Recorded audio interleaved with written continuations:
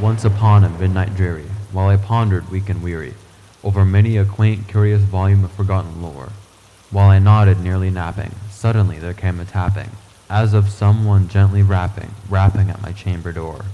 "'Tis some visitor," I muttered, tapping at my chamber door. Only this and nothing more. Ah, distinctly I remember, it was in the bleak December, and each separate dying ember wrought its ghost upon the floor. Eagerly I wished the morrow, vainly I sought to borrow, for my books surcease of sorrow, for the lost Lenore, for the rare and radiant maiden, whom the angels name Lenore, nameless here forevermore.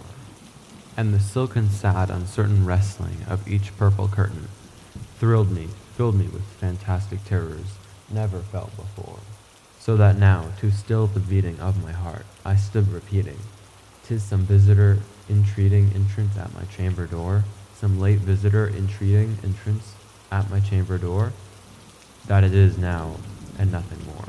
Presently my soul grew stronger, hesitating then no longer. "Sir," said I, "or Madame, truly your forgiveness I implore. But the fact is I was napping, so gently you came rapping, and so faintly you came tapping at my chamber door. That is, I scarce was sure I heard you. I opened the door. Darkness there and nothing more.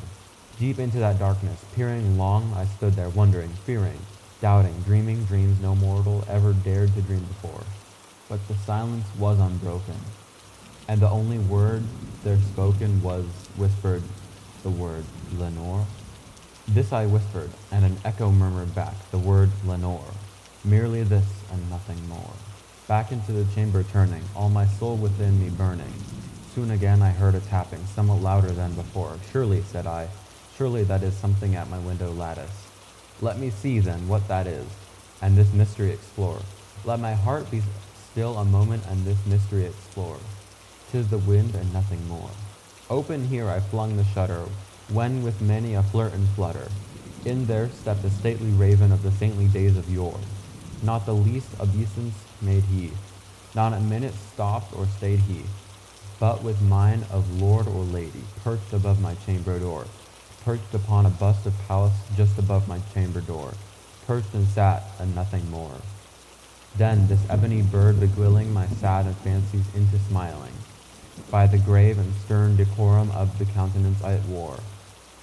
"Through thy chest be shorn and shaven thou," I said, "art sure no craven, ghastly, grim, and ancient raven wandering from the nightly shore. Tell me what thy lordly name is on the night's Plutonian shore." Quoth the raven, "Nevermore." But the raven, bejeweling all my fancy into smiling, straight I wheeled a cushioned seat in front of the bird, and bust and door. Then upon the velvet sinking, I betook myself into linking fancy unto fancy, thinking, what is this ominous bird of yore? What is this grim, ungainly, ghastly, gaunt, and ominous bird of yore? Meant it croaking, "Nevermore." "Prophet," said I, "thing of evil, prophet still, bird or devil, whether the tempter sent or whether tempest tossed thee here ashore, desolate yet all undaunted on this desert land enchanted, on this home by horror haunted, tell me truly, I implore, is there balm or Gilead? Tell me, I implore." Quoth the raven, "Nevermore."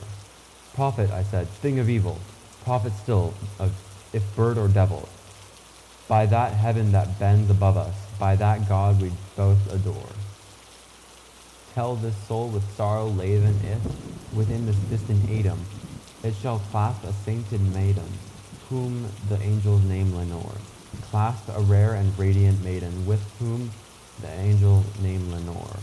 Quoth the raven, "Nevermore." And the raven, never flitting, still is sitting, on the pallid bust of Pallas, above my chamber door, and his eyes have all the seeming of a demon's that is dreaming, and the lamp light o' him streaming throws his shadow on the floor, and my soul from out that shadow that lies floating on the floor shall be lifted, nevermore.